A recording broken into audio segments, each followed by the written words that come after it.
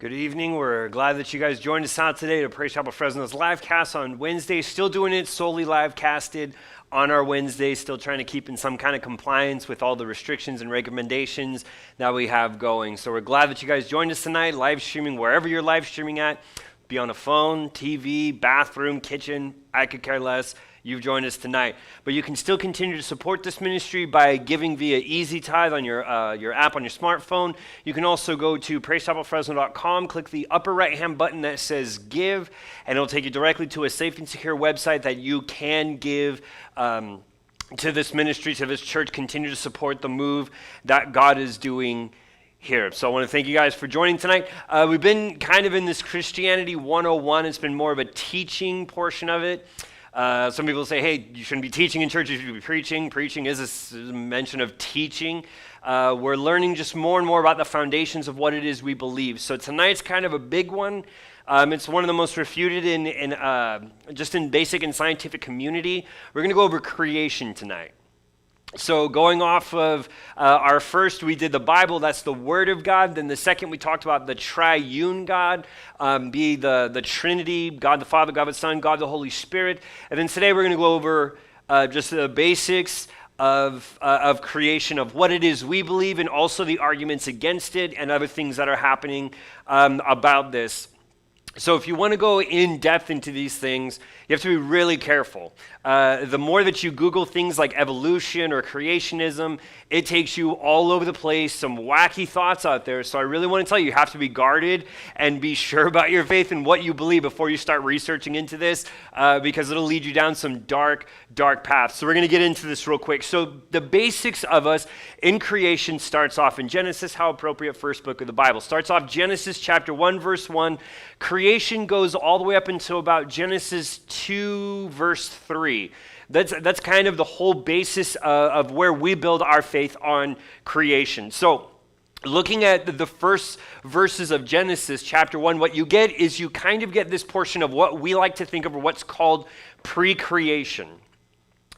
This first verse is one that is highly disputed, and a lot of people will point out and say this shows fault in its own, because it says, in the beginning, God created the heavens and the earth. So the assumption was that heaven existed, and that God lived in heaven, and then he created the earth. So they're saying by this first verse, by saying that God created the heavens and the earth, basically says that God had to exist in nowhere and then create something for himself to dwell into. But that is in Scripture. And God spoke it all into existence, just like he had to create the angels, the realm of the angels. He created heaven.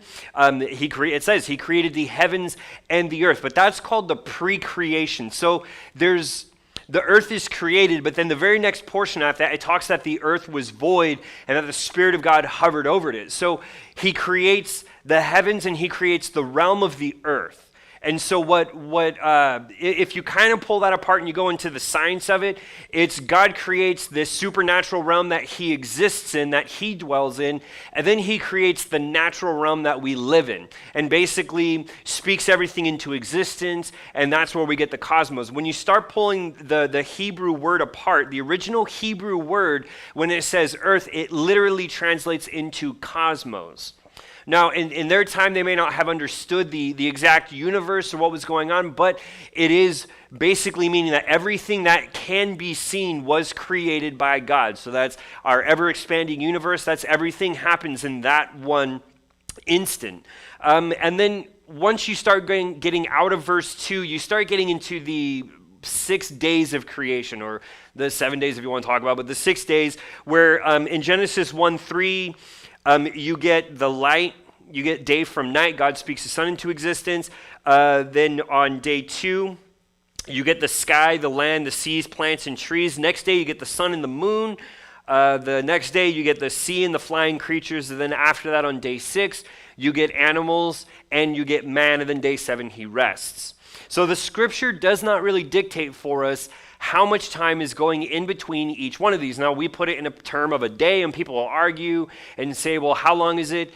If your faith is built on how long it took God to create the universe, you got some problems, come back to church, get in this building, and we'll get you right, and we'll get all the major portions of faith taken care of, and then we'll start worrying about the little stuff like that. But Scripture does not delineate how much time passes from one to the next. It mentions day, but are we taking that into account of a 24-hour period, or are we taking it into account of when God started to when he stopped on that specific thing he was creating?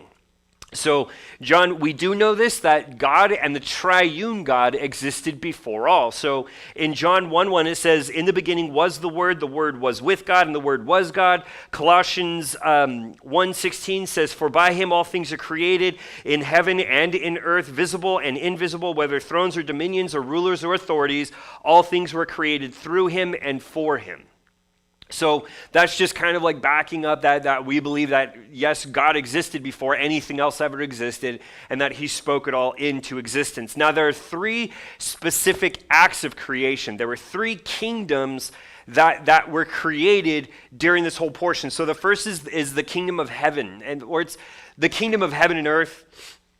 And then he creates the animal kingdom, where it's not just the birds and the sea creatures, but also the animals that dwell on the land. And then the third is he builds the kingdom of man. So those three kingdoms were all created during that 6-verse span. So this takes from us a large dose of faith, right? This basically tells us we have to believe this, that from nothing came nothing. That God was there, but there was nothing there, and he spoke it all into existence. Now, there is this universal belief in a supreme being.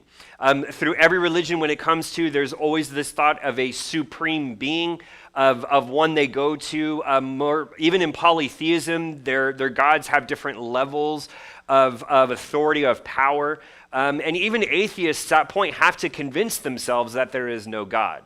And they will use backing material and say, well, this proves there's no God, this proves there's no God. We simply say we have faith that there is a God. We don't have to prove it, we just have to live it.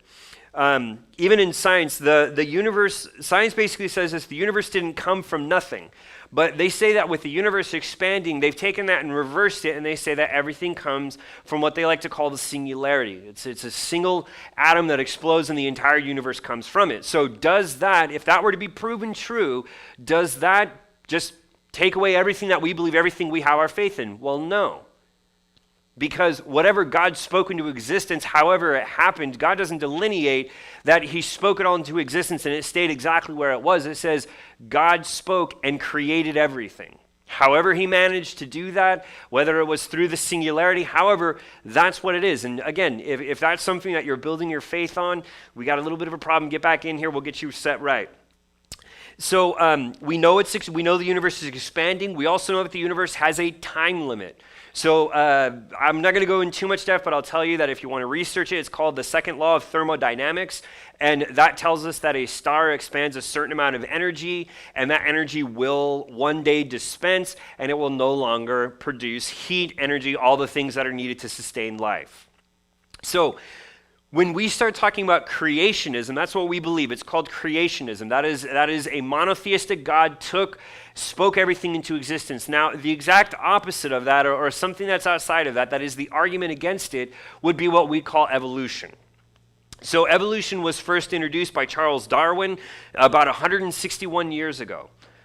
And so he basically says that we all evolved from a single-celled organism, that through billions of years of trial and error by natural selection, we have evolved into what we are today. So this theory, though, so he does it 161 years ago, and I believe if you go even back into kind of like your high school days or even your middle school days where they talk about, acts of creation and evolution, he got this idea from looking at birds where their beaks were elongated so they could get the seeds out of and the nectar out of certain flowers. And that's where it kind of started, and it snowballed into what he believed today.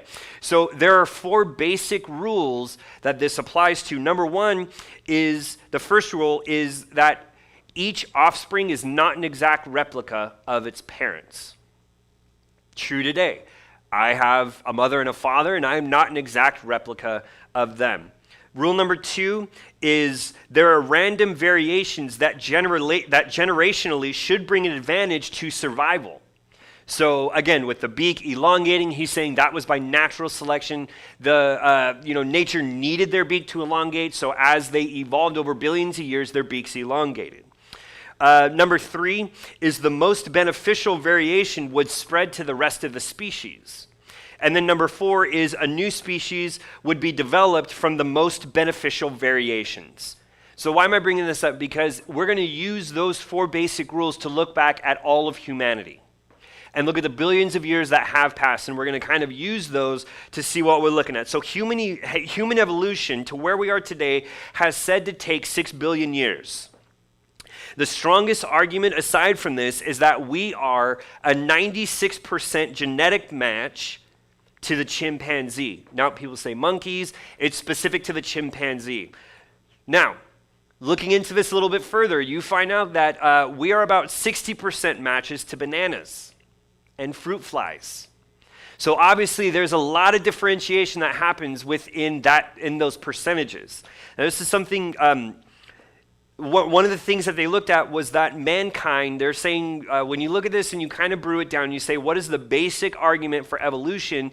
Is they say that mankind still will react off of animalistic instincts. Such as the chimpanzee breed. And I believe that one of the first things that they were saying was the fact that chimpanzees showed certain intelligence levels and were able to manipulate things that humans were as well. So we're looking at the DNA, because remember, the human genome wasn't mapped, but like 15, 20 years ago was started. And it's hundreds of thousands of pages long, and they say that there's only a few things that differentiate us, but yet that seems to be a crucial thing. So what we look at it is that rational beings are unlikely to develop or arise from an irrational source.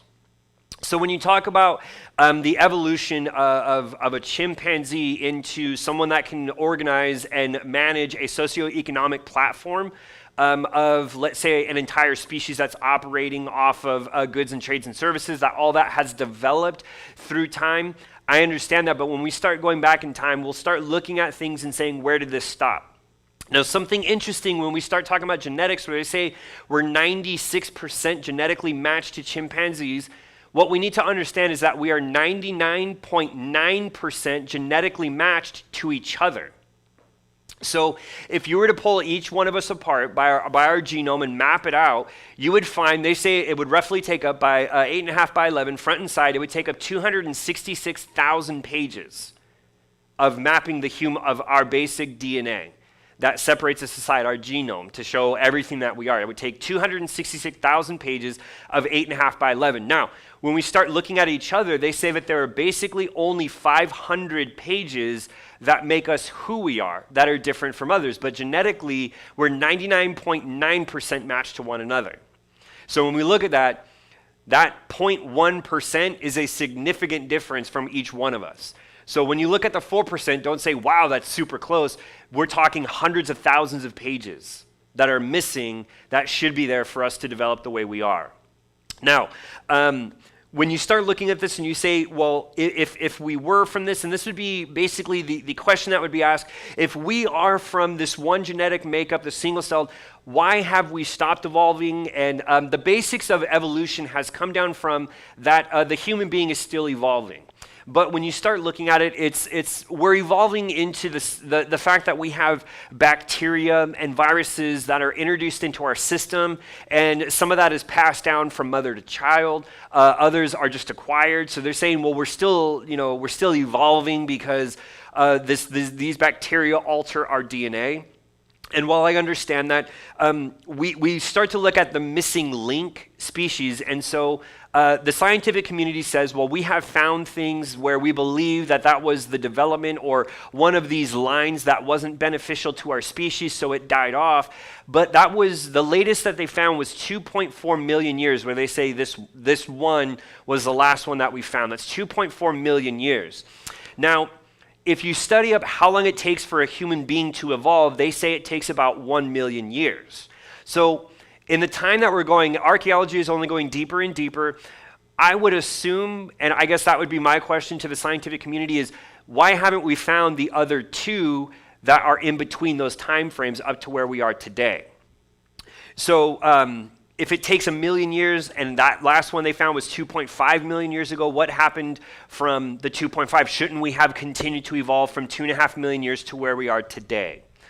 The closest we've seen evolution, again, is just this passing of antibodies from mother to child, from father to child, and those things do alter our DNA. Now, something that we have to understand is such beauty is created all around the earth, and humans were created with the ability not just to see, but to alter this beauty. And if this is all done by just basically a gamble that nature is deciding what it's going to keep around, seems like a big waste of space. Now, we know that God governs the physical universe. While God has given earth natural conditions, he preserves that process by his oversight. And although the earth does not distribute its benefits to everyone, that is mainly due to that's due to the fall of man. Now, that's what we're going to get into next week. That's a super exciting one. I love talking about the fall of man. Really, set some time aside for that one, because we're going to go in depth on that one. It's super fun. We know that God cares for his animal creations. Although animal instincts enable them to survive, they still depend upon God. They depend upon rain. They depend upon vegetation, all that. And something that we have to understand that separates us from the animal kingdom is that we have free will. We have the ability not to act on those instincts. So there are laws that have been passed recently that are calling certain behaviors just a naturalistic instinct and is becoming kind of more acceptable, while an abomination is what we see and is up in arms about this in just society in general. We have the ability to not act on our instincts. Now, we believe in direct creation, not evolution. And this is, if you ever want to use this, someone says, what is that backing? You use Genesis 1:27. It says, so God created man in his own image. In the image of God, he created him, male and female, he created. Man is in God's image. This isn't some spontaneous some spontaneous genetic pre-generation of this. We haven't evolved into what we are today. Here's some laws that you can talk about. If someone were to ask these things, there's some laws that we look at and we can govern, where we say there's one called the Mendel's Law. That's called the law of heredity. So when apes when they birth an ape, the ape acts like an ape. And no matter what we've tried to do to alter that, it still acts like an ape. So it doesn't inherit any characteristics from its surrounding. It continues to act on its animalistic instinct. Now, this goes true for humans as well. If you birth a human in the dark, it doesn't mean that they're going to grow some supernatural power to see in the dark. It just means that their body doesn't supply the melanin it needs to create the retinas as well. The body atrophies its muscles. It wastes its muscles because you're not getting any vitamin D. So it's not that is a supernatural experience. That is just what the body does in the absence of light. So when we look at this, when he talks about the law of heredity, the best way to kind of explain it would be a child born to an alcoholic parent, while it may have the tendencies to continue that kind of behavior and drink because he's seen how that affected his family or her family, their liver is still just as susceptible to poisoning as their parents. Their liver hasn't developed any special enzymes to break it up easier. So when we look at the laws of heredity say that we inherit everything genetically the same from our parents, that we may not be an exact duplicate, but that we inherit just the physical nature of them, and that we will decide for ourselves to do this. That doesn't happen in the animal kingdom. They act on animal instinct, they act on that. So that's kind of one of the arguments for creationism, is to say that, we're all just basic exact copies. We're not continuing to evolve from our parents, although we may come from generations of people that drink. There's one from a Dr. Robert Kofal. He's a doctor of molecular genetics, and he says that molecular genetics actually supports the biblical monotheistic creation of the world. And he says that if you were to take all human beings, we all basically come from the same genetic material. So as he brews it down, he says that there are base pairs that all match up, and that we all basically come from one progenitor. So evolutionists would say, well, if you were to go back into how we were created, yes, that would be true because we would all come from the same chimpanzee. But it doesn't draw it back into what's called the simian world, which is that ape-like nature. It takes it all the way back just to human, just to the human makeup of DNA. And it says that we all basically come from one base pair.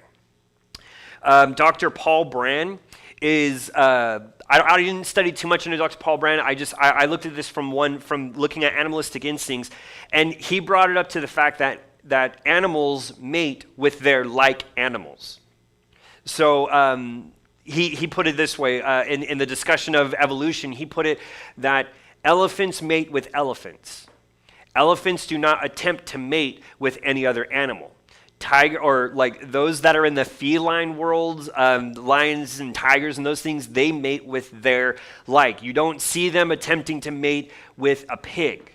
So he says in that there's something that's programmed naturally within them that continues that line of it. So his whole point is he's saying if evolution took the crossing of species, which we do see it would take that would mean that would still be happening today, and we don't see that happening. And so an argument that an evolutionist might say would say, well, that's because they have evolved to the point where they can mate with their like, that they don't have to continue because they were a single-celled organism. The thing is that the point that he's saying is that animals mate within their realm. They don't go outside of that and attempt to mate with other animals. And we've even seen that to an effect that they've attempted to crossbreed certain animals, and it has not worked well if they are not within the same species set. So you can't take a pig and try to put it with a donkey and see what happens. We know that kind of stuff isn't viable, it fails. So we can see that there is not just this realm of what it is. There are rules to this breeding, and those had to have been set in place for all of creation to continue. So evolution is saying that crossbreeding happened billions of years ago to get what we did, but we see that that's not actually the case now because it's not a viable pairing to see what we can get. Dr. Paul Brand also, in his thought of the elephants mating with elephants, simian with simian, humans with humans, it says he mentioned that in Genesis, in the first chapter, he talks about that portion that would prevent evolution. He says that this law alone tells you evolution is, like the possibility of evolution creating what's happened is near impossible because we would still be seeing crossbreeding today.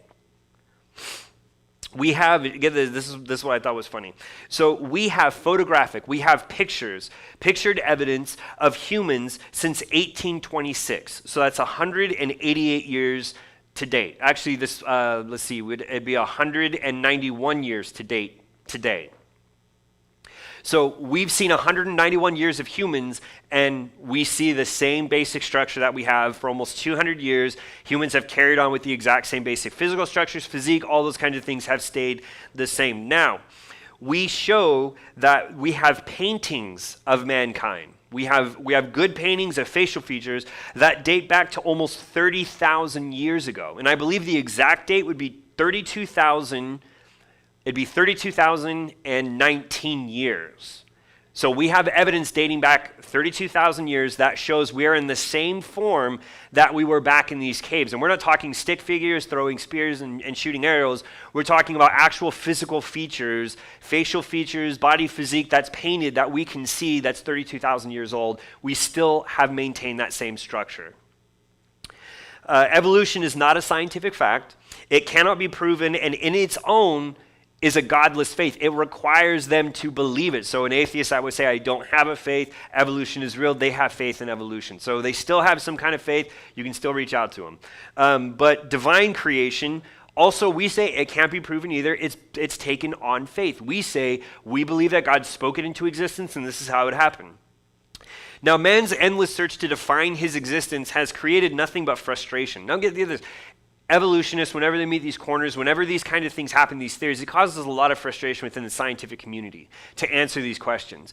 And I find it funny because creationists, or those of what we believe, those in faith, we get no real frustration trying to explain why it is what we believe. It's in our Bible, that's what we believe, and we can give examples to how things go, but yet, it causes a lot of frustration in the scientific community to try to prove these kinds of things. And again, their theory is only 161 years old.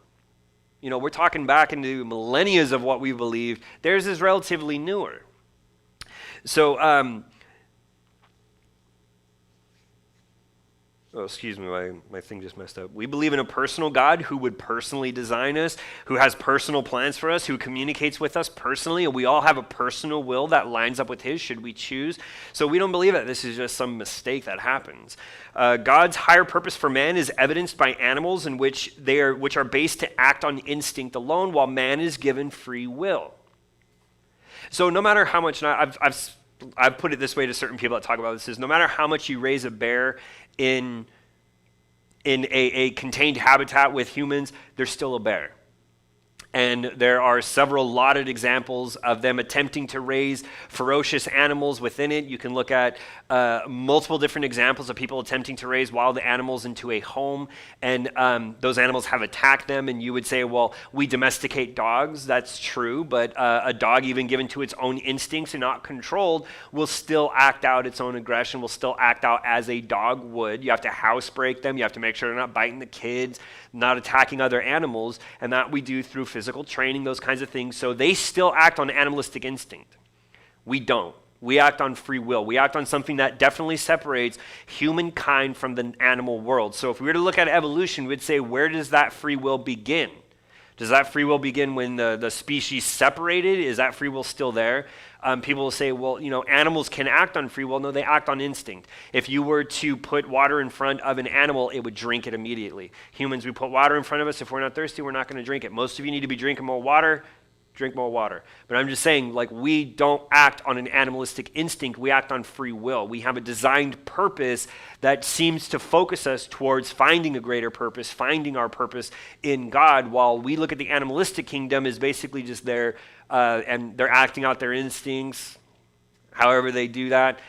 So that's how we can separate the two from the other, is to say that evolution, we would still see somewhere in the animal kingdom, animals would be acting out on free, would be doing things to build communities within themselves. We don't see that happening. And again, I'm sure that there'd be multiple great arguments that they would put aside and say, well, you see this example here, here, and here. I'm talking about there should be some connection between the human world and the animal kingdom that shows us that existed. And it just doesn't seem to be there.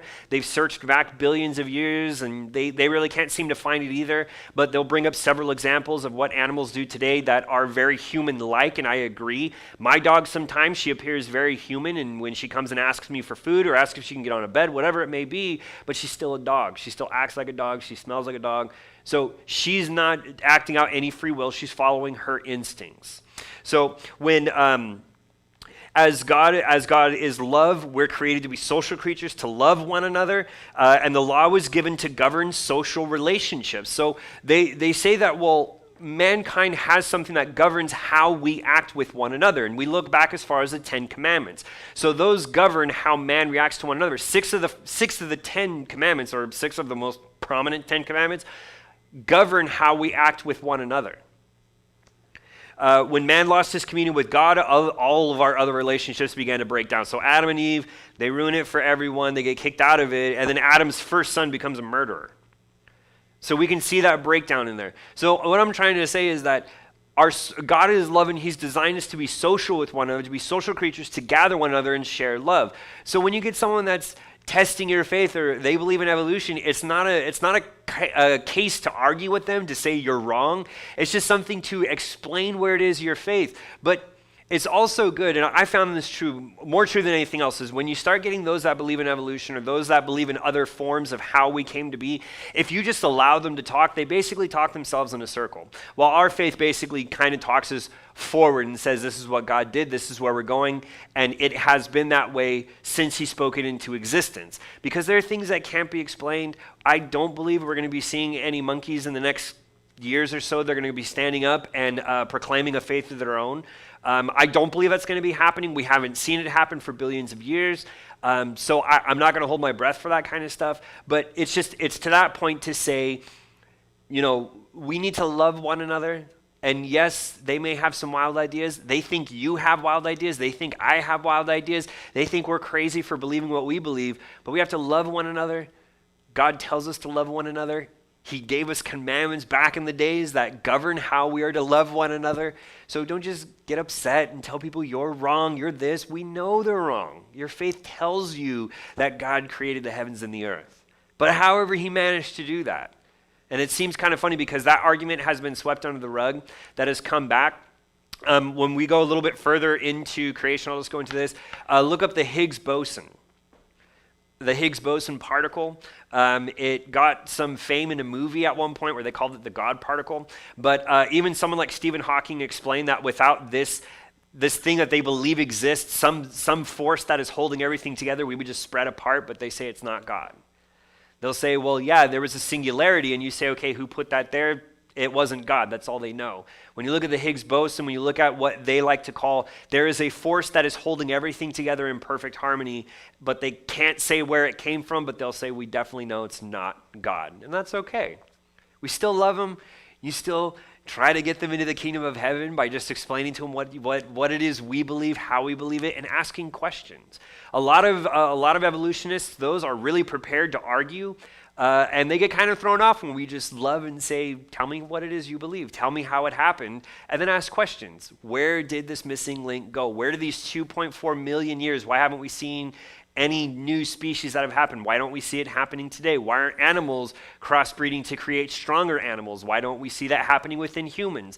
You know, and all these different I looked up scientific studies to attempt to alter human evolution, and apparently that's unethical. And there were a lot of papers that are written about that would be wrong to do, because we have seen the effects of people that have been born in, let's say, like a dark cave or in a place of like extreme darkness.